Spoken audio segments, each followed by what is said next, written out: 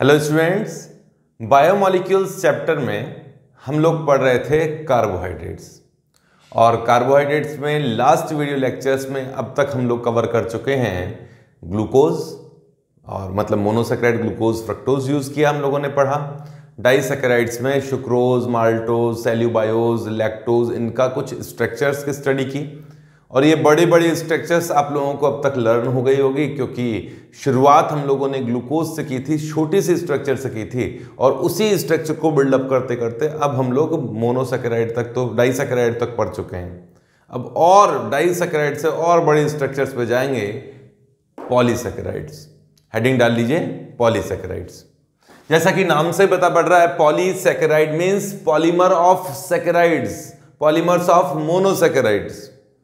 ठीक है, मोनोसेकेराइड के मॉलिक्यूल्स आपस में जुड़ते गए, दो मॉलिक्यूल जुड़े तो डाइमर होगा, तीन मॉलिक्यूल जुड़े तो ट्राइमर होगा, जो ट्राइमर होगा वो ट्राइसेकेराइड होगा, टेट्रामर, और ऐसा करते करते बहुत सारे मॉलिक्यूल्स का एडिशन हो जाए, या बहुत सारे मॉलिक्यूल जॉइंट हो, तो उस केस में एक जॉइंट मॉलिक्यूल बन जाएगा जो कि है पॉलीसेकेराइड्स। तो these are natural polymers of monosaccharides. Polysaccharides क्या होते हैं? These are natural polymers. Polymer chapter आएगा आगे। पॉलीमर्स मीन्स मोनोमर यूनिट, एक यूनिट के कॉम्बिनेशन से बनने वाली बड़ी सी यूनिट, जिसमें मोनोमर यूनिट बार बार रिपीट होती जाए और एक बड़ा सा मॉलिक्यूल बन जाए, वो है पॉलीमर। और ऐसा ही पॉलीमर है, एक पॉलीमर है पॉलीसेकेराइड्स। तो these are natural polymer of monosaccharides. ठीक है, जितने भी पॉलीसेकेराइड्स हैं सभी के सभी नॉन रिड्यूसिंग है, टॉलेंस रिएजेंट से ऑक्सीडाइज नहीं होते। ऑल पॉलीसेकेराइड्स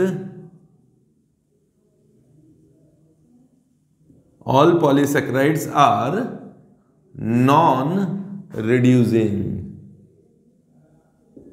ठीक है, नॉन रिड्यूसिंग होते हैं। यहां हम लोग वैसे दो ही स्ट्रक्चर्स का स्टडी करेंगे, स्टार्च की एंड सेल्यूलोज की। हाँ, ग्लाइकोजन की मैं स्ट्रक्चर बता दूंगा आप लोगों को। अगर स्टार्च समझ में आ गया तो ग्लाइकोजन भी समझ में आ जाएगा। तो फर्स्ट स्टार्ट करते हैं स्टार्च। इसमें पॉलीसेकेराइड का फर्स्ट है स्टार्च। स्टार्च, इससे कुछ ना कुछ तो आप जानते होंगे यार, स्टार्च के बारे में नाम तो खूब सुना होगा, खूब सुना हुआ है। तो बेसिक पॉइंट बता देता हूँ, लिखवाऊंगा नहीं, आप चाहो तो लिख लो।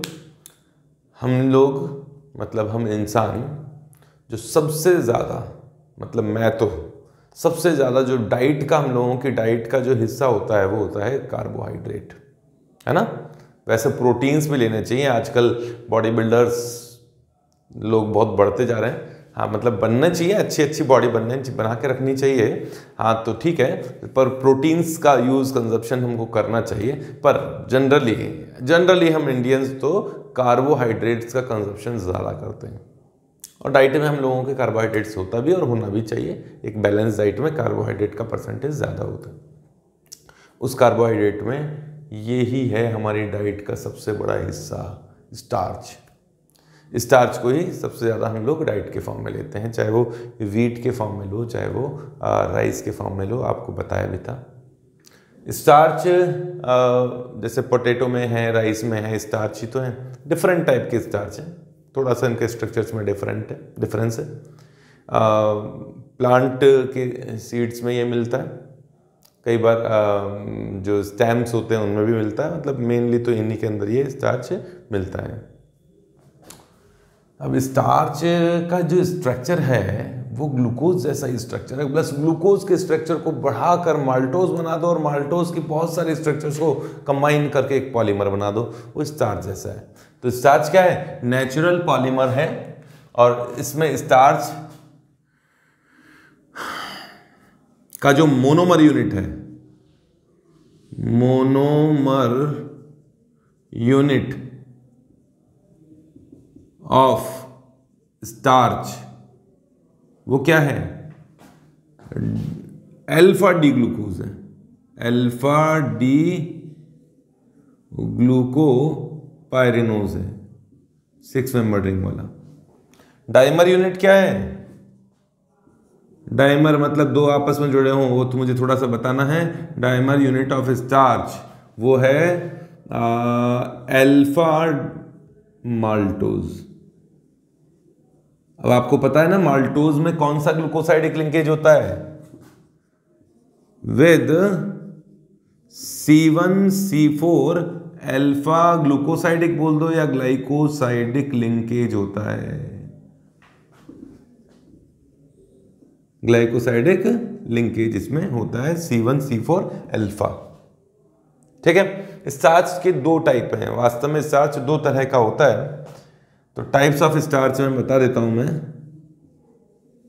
स्टार्च दो टाइप का है, मतलब स्टार्च के दो फॉर्म हैं। एक तो है अमाइलोज,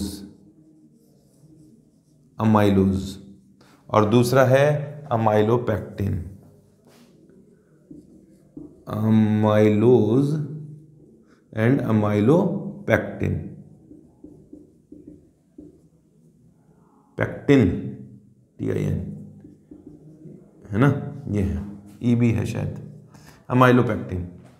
अगर स्टार्च को हॉट वाटर में रखा जाए तो उसके दो पार्ट बनते हैं, एक सॉल्युबल पार्ट, एक इनसॉल्युबल पार्ट। सॉल्युबल पार्ट तो है अमाइलोज और इनसॉल्युबल पार्ट है अमाइलोपेक्टिन। इनमें मैं बता देता हूँ क्या क्या डिफरेंसेस हैं, तुम यहाँ तक तो लिख लो, फिर स्टार्च के इन दोनों पार्ट का मैं कंपैरिजन करता हूँ। लिखो जल्दी से, इसे मिटाऊंगा मैं, मिटा देता हूँ। अमाइलोज तो स्टार्च का 20% पोर्शन कवर करता है और 80% पोर्शन करता है अमाइलोपेक्टिन, है ना। तो पहला पॉइंट तो यही है इसमें कि फर्स्ट कर देता हूं, it is 20% part of starch. ठीक है, और ये कितना हो गया? ये 80% पार्ट है, 80% पार्ट ऑफ स्टार्च। स्टार्च का 80% जो पार्ट है वो अमाइलोपेक्टिन है। ये वाटर में सॉल्युबल है, हाई टेम्परेचर पे, soluble in hot water, insoluble है ये, insoluble in water. High temperature पर भी ये वाटर में इनसॉल्युबल होता है। थर्ड पॉइंट है, इनका मॉलिक्यूलर वेट कंपैरेटिवली कम होता है। क्यों कम होता है? क्योंकि इसमें ग्लूकोज यूनिट कंपैरेटिवली कम होती है। बहुत सारी ग्लूकोज यूनिट के कॉम्बिनेशन से बनता है स्टार्च, इनमें भी होता है ग्लूकोज यूनिट, इनमें भी ग्लूकोज यूनिट होती है, थोड़ा अलग अलग स्ट्रक्चर है। तो इनमें laser number of glucose unit होती है, मतलब ऐसा पॉलीमर जिसमें मोनोमर यूनिट्स कम हो तो कहा जाता है कि उसका डिग्री ऑफ पॉलीमराइजेशन कम है। तो यहाँ अमाइलोपेक्टिन का डिग्री ऑफ पॉलीमराइजेशन कम है, अमाइलोज का डिग्री ऑफ पॉलीमराइजेशन कंपैरेटिवली ज्यादा है। वैसे फिक्स वैल्यू नहीं है, 60 to 200 के आसपास ऐसे है, तो ठीक है, थोड़ा बहुत लर्न करना पड़ता है। तो कहने का मतलब यही है, इसमें लेसर डिग्री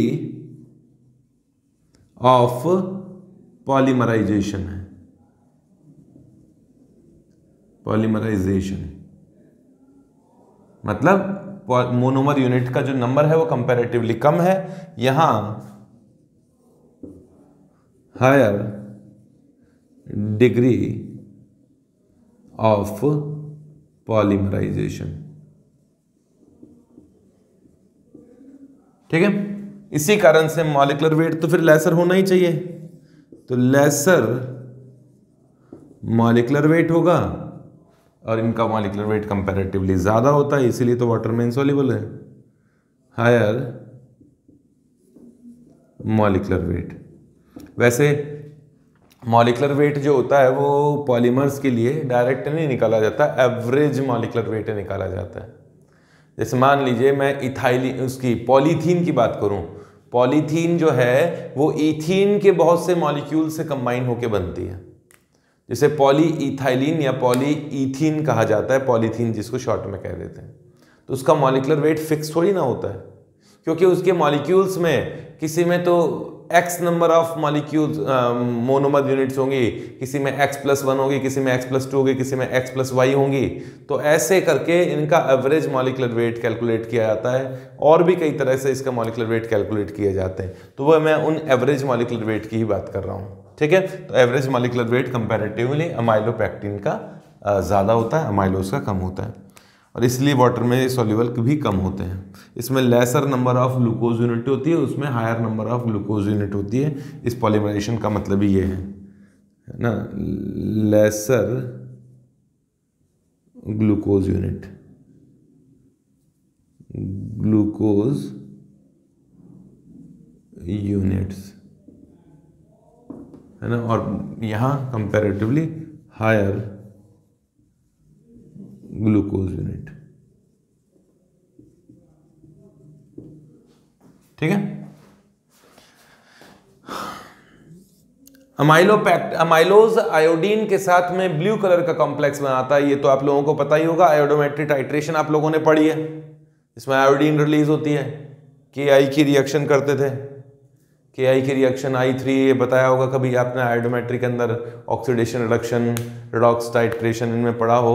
तो आयोडोमेट्री में क्या होता है, आयोडीन के साथ में आयोडीन निकली है कि नहीं है, आयोडीन फ्री स्टेट में है कि नहीं है, तो उसके लिए स्टार्च इंडिकेटर डालते हैं। स्टार्च इंडिकेटर इसलिए डालते हैं कि स्टार्च आयोडीन के साथ में कॉम्प्लेक्स फॉर्मेशन करता है, ब्लू कलर का, वॉयलेट कलर का।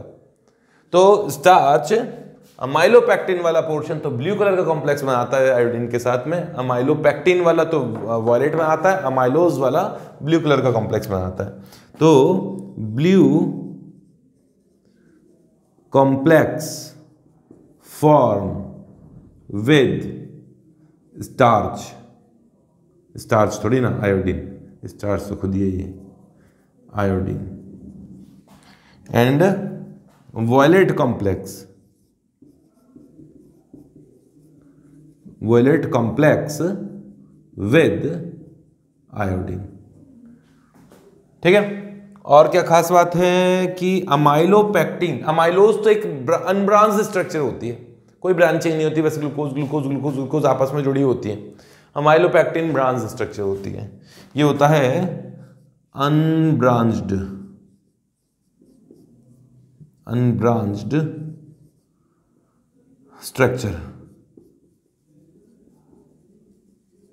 और ये जो होता है, इसका 6th पॉइंट यहाँ लिखता हूँ, ये ब्रांच्ड चेन पॉलीमर है, ब्रांच्ड चेन होती है, branched chain structure. Branched chain कैसे, मतलब इसके ब्रांचिंग, मतलब स्ट्रेट चेन पर एक चेन चल रही है, तो चेन पर कहीं कहीं ब्रांचिंग निकली होती है। और ये ब्रांचिंग भी कहाँ होती है समझना, glucose unit glucose unit glucose unit ऐसे चलती जा रही हैं, और हर 25th से 35th, हर 25th से 30 ग्लूकोज यूनिट के बाद में एक नई ब्रांच स्टार्ट हो जाती है। कहाँ से, हर मान लीजिए 25 से 30 यूनिट के बाद में एक नई ब्रांच स्टार्ट हो जाएगी, और वो भी 6th कार्बन से स्टार्ट होती है ना। तो यहां लिख लीजिए ब्रांचिंग starts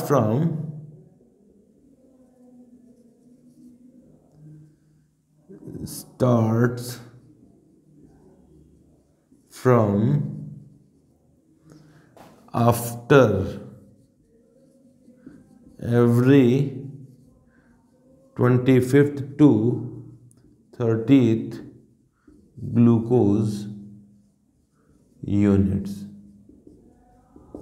ठीक है। Branching start from after average 25 to 30 glucose unit, हर 25 से 30 के बाद में ग्लूकोज यूनिट के बाद में एक नई ब्रांच स्टार्ट होगी। और ब्रांच स्टार्ट कहाँ से होती है, ब्रांच स्टार्ट होती है हर ग्लूकोज यूनिट के 6th कार्बन से स्टार्ट होती है, 6th कार्बन से स्टार्ट होती है, और 1st कार्बन से दूसरी ब्रांच स्टार्ट होती है ना। ये भी लिख लीजिएगा इसी में, ब्रांचिंग स्टार्ट्स या branching present between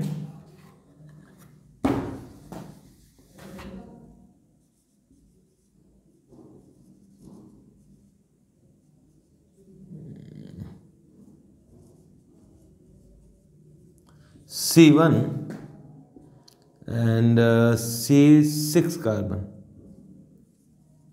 C1 C6 ही कर देता हूँ। Carbon number 1 and carbon number 6 के बीच में ब्रांचिंग होती है। लिखिए इसे। अब मैं स्ट्रक्चर बनाता हूँ, बस स्ट्रक्चर ही तो बनानी है। अमाइलोज का स्ट्रक्चर है, अमाइलोपैक्टिन का स्ट्रक्चर, बिल्कुल सिंपल सा स्ट्रक्चर है। जल्दी से लिखो। इसे मिटा देता हूं, लिख लो आप लोग, कंप्लीट करो।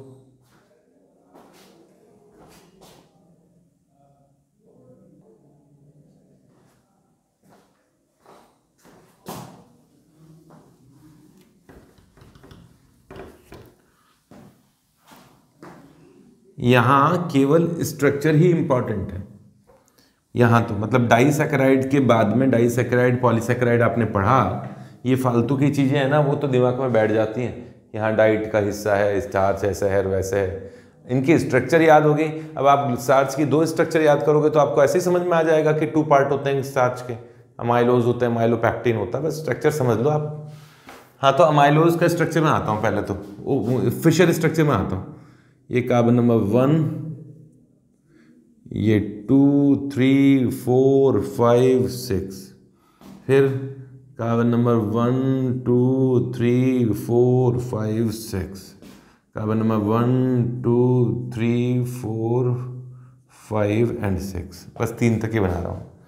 ये वाली स्ट्रक्चर भी पायरेनोज है, तो पायरेनोज को ऐसे ही तो बनाया जाता है ना। ये वाली स्ट्रक्चर भी ओके, ठीक है। ये पायरेनोज स्ट्रक्चर है।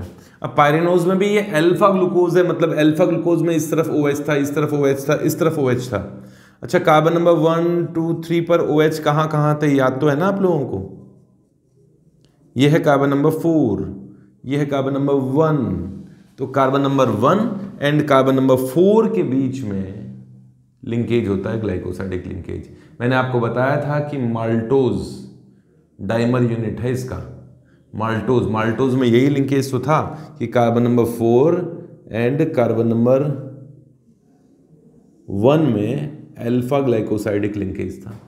सिमिलरली इसमें अब ये तो माल्टोज का स्ट्रक्चर 2 ही है, लेकिन ऐसी ही चेन आगे बढ़ती जाए, फिर ऐसे ये C1 C4 ग्लाइकोसाइडिक लिंकेज हुआ, अल्फा ग्लाइकोसाइडिक लिंकेज। इसी तरह से ये और आगे बढ़ती जाती है, और यहाँ, और ये और आगे बढ़ता जाता है, इस तरह से चेन चलती जाती है। इन कार्बन्स पे कॉन्फ़िगरेशन कैसा है वो तो बताने की ज़रूरत ही नहीं है। ये फर्स्ट कार्बन है, ये सेकंड में तो OH राइट साइड में होता है, थर्ड में OH लेफ्ट हैंड साइड होता है, फोर्थ का OH यूज हो गया, फिफ्थ का OH तो यहाँ साइक्लिक स्ट्रक्चर बना लिया।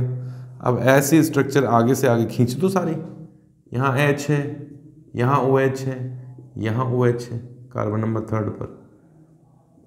हाँ, ये मेरे पास में जगह थोड़ी कम रह गई। हाँ, इसी तरीके से होगी बस।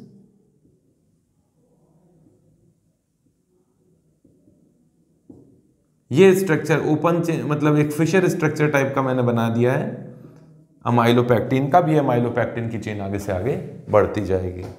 इसका मैं हावर्थ स्ट्रक्चर में आता हूँ। हावर्थ स्ट्रक्चर अगर कोशिश करोगे तो आप भी बना लोगे। हावर्थ स्ट्रक्चर बना रहा हूँ। ये कौन है? हावर्थ स्ट्रक्चर बनाएंगे। ये कार्बन नंबर 1 है और मैंने माल्टोज का स्ट्रक्चर आपको समझा दिया है तो आप लोगों को समझ में आना चाहिए। ये कार्बन नंबर 4 है, ये वाला 4 और 1 के बीच में बॉन्डिंग होती है। किस तरह से होती है? OH नीचे रखना होता है ना अल्फा में, यहाँ का OH ऊपर है, यहाँ का नीचे, कैसे है वो देख लो। कार्बन नंबर 1 ये रहा, 2 ये रहा, 3 ये रहा, 4 ये रहा, 5 यहाँ है और 6 जो है ये रहा। सिमिलरली यहाँ भी वैसा ही है। तो कार्बन नंबर ये OH है, यहाँ OH नीचे की तरफ होता है, यहाँ OH ऊपर की तरफ होता है। ये कार्बन नंबर 4 पे नीचे होता है, यहाँ OH, यहाँ OH, यहाँ OH। ये मैंने अल्फा ग्लूकोज का स्ट्रक्चर बना दिया। ये अल्फा ग्लूकोज है, नंबरिंग भी करनी पड़ेगी मुझे तो। ये अल्फा ग्लूकोज है। अल्फा ग्लूकोज में carbon number 1 and carbon number 4 में से H2O निकल जाए तो इस तरह से लिंकेज बने। अब ये चेन अगले मॉलिक्यूल के साथ में इस तरह से लिंकेज बनाएगी, मैं केवल 2 यूनिट बना रहा हूँ, और ये कार्बन नंबर 4 फिर पिछले मॉलिक्यूल के साथ में इस तरह से बड़ी सी चेन बना देता है, जिससे हम लोग क्या कहते हैं, स्टार्च का अमाइलोज स्ट्रक्चर कहते हैं। ये स्टार्च का अमाइलोज स्ट्रक्चर हो गया ऐसे ऐसे। बनाओ जल्दी से, मैं तो थोड़ा बढ़िया स्ट्रक्चर बनाऊंगा यार। ये रहा H, ये OH, ये OH, यहाँ OH, ये कार्बन नंबर 6 है। इस तरह से ये पॉलीमर आगे बढ़ता जाएगा। अमाइलोज का स्ट्रक्चर है ये। अमाइलोपैक्टीन में क्या चेंज करना है? अमाइलोपैक्टीन में कोई चेंज नहीं करना, ऐसी की ऐसी स्ट्रक्चर है। बस कार्बन नंबर जो 6 है वहां से एक नई ब्रांच स्टार्ट हो जाती है। हर ग्लूकोज यूनिट में नहीं, 25th ग्लूकोज यूनिट या 30 ग्लूकोज यूनिट के बीच में कहीं से एक नई ब्रांच स्टार्ट हो जाती है। अमाइलोपैक्टीन की भी कोशिश करता हूं बनाने की। इसे तो खींचो दो, इसे तो खींच दो तुम, मैं यहां बनाता हूं अमाइलोपैक्टीन। अब थोड़ी सी बढ़िया स्ट्रक्चर बनाएंगे। ये रही एक चेन, ये रिंग, ये रही एक और रिंग, ये रही एक और रिंग, है ना। ये कार्बन नंबर 1 और 4 के बीच में ये लिंकेज है, अल्फा लिंकेज। ये भी अल्फा लिंकेज, और जहाँ OH जिस तरह के होते हैं वैसे ही रहेंगे। यहाँ भी OH इस तरह के रहेंगे। OH लगा दो, कौन सा OH कहाँ रखना है।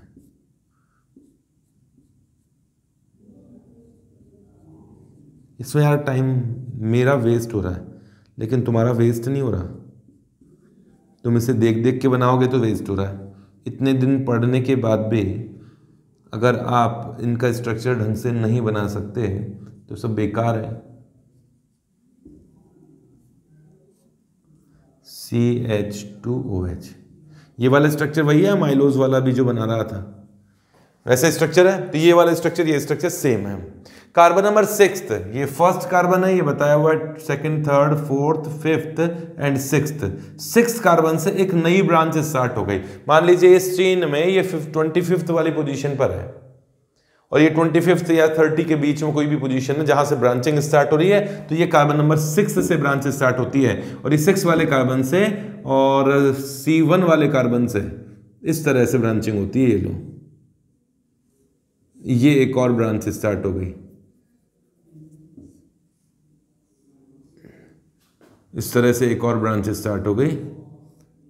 अब आगे चलते रहने दो यार, सारी थोड़ा बनाने वाली होगी मुझे। तो ये कार्बन नंबर 1 पर OH होता है ना ग्लूकोज में, ये OH और कार्बन नंबर 6 का OH अगर निकल जाए तो यहां से ऑक्सीजन आपस में इस तरह से कंबाइन होंगे। थोड़ा सा बड़ा दिखा दिया मैंने। ये नई ब्रांच स्टार्ट हो गई। अब यहां 6 से कार्बन नंबर 1 के बीच में एक ब्रांचिंग है। OH लगाऊं तो बढ़िया लगता है।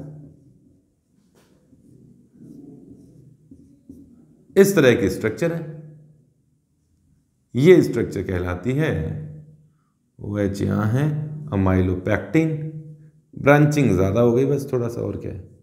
इसी तरह का स्ट्रक्चर बनता है। ये स्ट्रक्चर हो गया अमाइलोपैक्टीन के लिए। जल्दी से बना लीजिए, देख देख के बनाने की वैसे जरूरत ना पड़े। अगर आप इसे बना लोगे तो यही समझ लेना इसका रिवीजन हो रहा है। आपने इसको एक बार देख लिया और उसके बाद बना लिया, रिवीजन हो गया, कॉन्फिडेंस आ गया। इस चैप्टर में कॉन्फिडेंस आना जरूरी है। कॉन्फिडेंस लूज हुआ, चैप्टर लूज हो जाएगा। स्ट्रक्चर्स इतनी बार रिपीट कर करके बनाई है मैंने, अब तक लर्न हो जानी चाहिए। अब आप ढंग से तरीके से काम करोगे तो लर्न हो जाएगी। रिवीजन भी साथ साथ ही हो जाएगा। पढ़ लो, अच्छी तरह देख लो, चीज़ों को समझ लो, और कार्बन नंबर 6 जैसे ये समझ में आ गई तो उसके बाद में ये स्ट्रक्चर वापस रिपीट करोगे तो स्ट्रक्चर लर्न हो जाएगी। तो ये तो था अमाइलोज एंड अमाइलोपैक्टीन। नेक्स्ट लेता हूं मैं ग्लाइकोजन। ग्लाइकोजन में बोल रहा हूं, समझना। ग्लाइकोजन का स्ट्रक्चर अमाइलोपैक्टीन जैसा ही है, बस इतना सा चेंज है कि ग्लाइकोजन में यहां तो पॉलीमर ब्रांचिंग स्टार्ट हुई थी 25 कार्बन से 30 कार्बन के बीच में, कार्बन नहीं 25 ग्लूकोज यूनिट से 35 ग्लूकोज यूनिट के बीच में, वहां ब्रांचिंग ज्यादा होती है। ग्लाइकोजन में ब्रांचिंग थोड़ी ज्यादा होती है, और ग्लाइकोजन में हर 5th से 6th यूनिट के बीच में, हर 5th से 6th ग्लूकोज यूनिट के बीच में एक नई ब्रांचिंग स्टार्ट हो जाती है, या तो 5th पे या 6th पे। तो ब्रांचिंग वहां थोड़ी ज्यादा होती है, और कोई डिफरेंस नहीं है। स्टार्च मैं लिख देता हूं, स्टार्च तो होता है प्लांट सेल में फूड स्टोरेज के फॉर्म में, और ग्लाइकोजन होता है एनिमल सेल में फूड स्टोरेज के फॉर्म में। कार्बोहाइड्रेट का जो स्टोरेज होता है एनिमल सेल में वो ग्लाइकोजन के फॉर्म में होता है। ठीक है, लिखो इसे, ग्लाइकोजन की तो बस एक लाइन लिखवा देता हूं, क्लियर हो जाएगा सब कुछ। कंप्लीट करो, मिटा देता हूं इसे तुम्हें।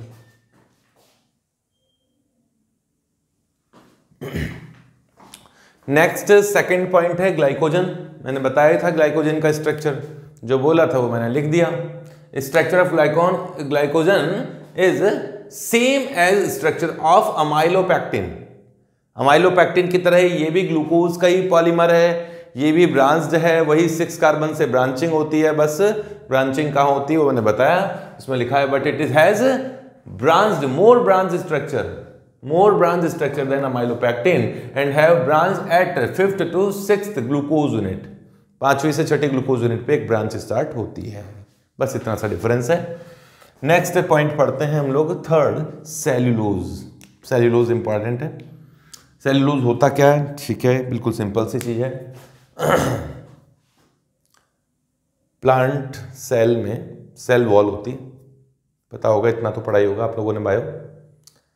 एनिमल सेल के चारों आउटर मोस्ट सेल जो एनिमल सेल होता है उसके बाउंड्री में सेल वॉल नहीं होती है, प्लांट सेल में होती है ना। सेल वॉल होती है प्लांट सेल में इस तरह से, मतलब अब ये ऐसे देखी थी मैंने तो यार एक बार डायग्राम में, तो ये रही प्लांट सेल और इस सेल के चारों तरफ जो है वॉल है, इस तरह से प्लांट सेल ऐसे बनाई हुई थी उसमें, तो मैंने ऐसे ही देखा था।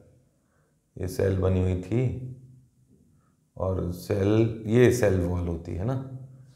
ये सेल वॉल में जो मेजर कंट्रीब्यूशन होता है वो इसका ही होता है, सेल्यूलोज का। और इस सेल्यूलोज के कारण ही ये इसकी स्ट्रेंथ बढ़ती है और इसी के कारण इसकी हार्डनेस बढ़ती है। मतलब पेड़ पौधे जो होते हैं वो हमारी स्किन की तरह इतने कोमल थोड़ी ना होते हैं, हार्ड होते हैं ना, इसी के कारण होते हैं, सेल्यूलोज के कारण। ठीक है, सेल्यूलोज कहाँ मिलता है? सेल वॉल में। और सेल वॉल तो प्लांट्स में होती है, प्लांट सेल वॉल में सेल्यूलोज मिलता है, अच्छी खासी अमाउंट में होता है। ठीक है, तो ये फालतू की चीज़ें तो छोड़ो, आगे बढ़ो। अब सेल्यूलोज जैसे वुड है, लकड़ी है, तो लकड़ी में और भी कंटेंट है, और भी पार्ट है। अप्रॉक्सीमेट 50% पार्ट सेल्यूलोज का ही है, अच्छा खासा पार्ट है। और कॉटन है ना, रुई कॉटन, वो तो ये मान लीजिए अप्रॉक्सीमेट प्योर सेल्यूलोज है। कॉटन जो है थोड़ा ट्रांसपेरेंट सा होता है, हालांकि बिल्कुल नहीं है, वाइट कलर का है, लेकिन उसमें जो मेजर पोर्शन है वो किसका है? मेजर क्या, 100% ही कहूँगा तो 100% सेल्यूलोज ही होता है। ठीक है, समझ में आ गया। ये भी पॉलीमर है, किसका पॉलीमर है? ग्लूकोज का। माल्टोज में कौन सा ग्लूकोज था, अल्फा या बीटा? अल्फा, यहाँ बीटा ग्लूकोज है ना। लिख लीजिए, cellulose is natural, again natural polymer, पहली बात। दूसरा, मोनोमर यूनिट कौन सा है? वो तो वैसे ही चल रहा है यार, नेचुरल पॉलीमर तो सारे ही मोनोसैकेराइड्स हैं, पॉलीसैकेराइड्स हैं। हाँ, मोनोमर यूनिट है इसका बीटा डी ग्लूको पाइरेनोज। डाइमर यूनिट कौन है इसका? डाइमर यूनिट इसका है सेल्यूबायोज, है ना, बीटा सेल्यूबायोज। बीटा डी थोड़ी ना आएगा इसके लिए, बीटा सेल्यूबायोज, सेल्यूबायोज। सेल्यूबायोज का स्ट्रक्चर मैंने इसलिए बताया था कि मैं सेल्यूलोज का स्ट्रक्चर समझा सकूं। बिल्कुल अनब्रांच्ड होता है ये, कोई ब्रांचिंग नहीं होती है ना। सेल्यूलोज अनब्रांच स्ट्रक्चर होता है, cellulose is unbranched structure, cellulose has unbranched structure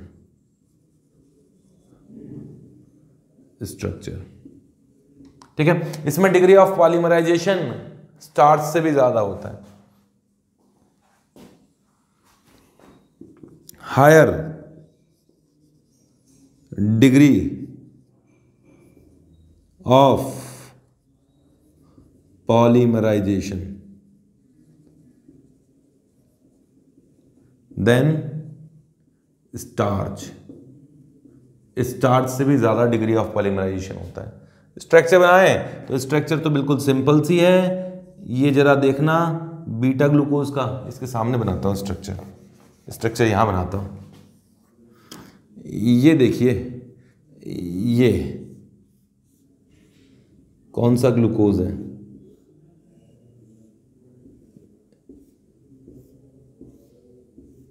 CH2, इसमें कोई ब्रांचिंग नहीं होती। ये कार्बन नंबर 1, ये 2, 3, 4, 5 एंड 6। OH अगर ऊपर की तरफ रख दिया जाए तो ये बीटा ग्लूकोज के लिए होता है, सेकंड का OH नीचे, थर्ड का OH ऊपर, फोर्थ का OH नीचे, ठीक है। ये कार्बन नंबर 1 है और ऐसे ही मॉलिक्यूल और आएंगे। इसका कार्बन नंबर 2 यहां बना दूंगा, इस तरफ बना देता हूं,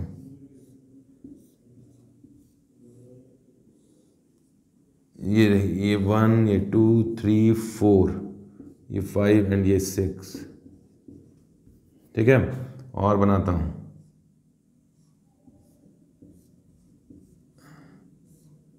वन, 2, 3, 4, 5 एंड 6, समझना ऐसा ही ग्लूकोज है जैसा ये था। इसमें कार्बन नंबर 4 में OH नीचे आता है, यहां भी कार्बन नंबर 4 का OH नीचे होगा, तो यहां के कार्बन नंबर 1 से कार्बन नंबर 4 के बीच में बीटा ग्लाइकोसाइडिक लिंकेज है, जैसे सेल्यूलोज में थोड़ा रोटेट करके बना दिया था, लेकिन यहाँ ऐसा कुछ नहीं है, यहाँ तो बिल्कुल ऐसा ही बनेगा। मतलब ऐसा शो तो ऐसे ही करना पड़ेगा, वो तो मैं थोड़ा सा उस टाइम आलस दिखाया था।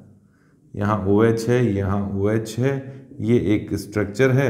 अब इसका बॉन्ड आगे किसी ऑक्सीजन से जुड़ा होगा दूसरी चेन से, इसका बॉन्ड किसी और चेन से जुड़ा होगा और इसी तरह का स्ट्रक्चर बन जाएगा। ये स्ट्रक्चर हो गया सेल्यूलोज का। इसी के साथ कार्बोहाइड्रेट भी खत्म हो गया। कार्बोहाइड्रेट एक सिंपल सा चैप्टर है, थोड़ा लेंदी चैप्टर है, लेकिन सिंपल सा चैप्टर है, उसको ढंग से पढ़ोगे तो समझ में आ जाएगा, ठीक है। अब इसके बाद में पढ़ेंगे हम लोग अमीनो एसिड्स।